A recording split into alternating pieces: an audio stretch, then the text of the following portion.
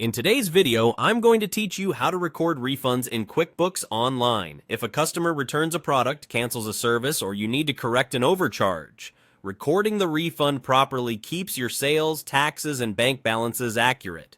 I'll walk you through the process from start to finish and share a few tips so your books stay clean and easy to reconcile. First, go to QuickBooks Online.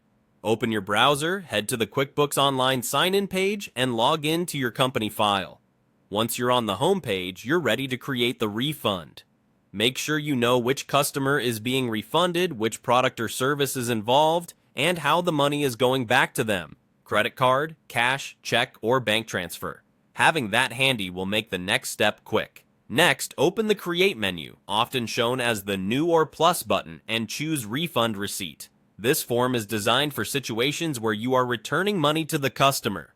If you're wondering when to use this versus a credit memo, a refund receipt actually gives money back. A credit memo keeps the funds as a credit on the customer's account for future use. For our purpose here, we're issuing money back, so refund receipt is the correct choice.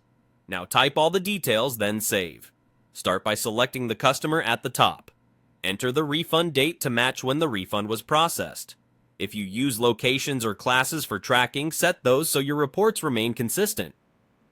In the Product Service section, add the exact items or services being refunded along with the quantity and rate. If sales tax was charged on the original sale and you're refunding it, make sure the tax settings reflect that so QuickBooks reverses the tax correctly.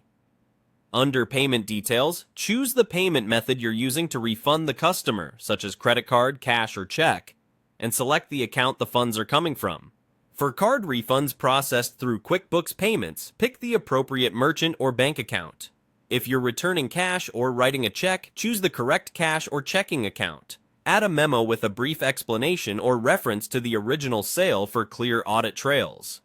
Double-check totals and items to ensure they mirror what you intend to return. When everything looks good, click Save or Save and Close. QuickBooks records the refund as a negative sale and updates your balances. As a best practice, keep supporting documents, and when the refund appears in your bank feed, match it to this refund receipt to keep your reconciliation seamless. That's it! Your refund is now properly recorded in QuickBooks Online.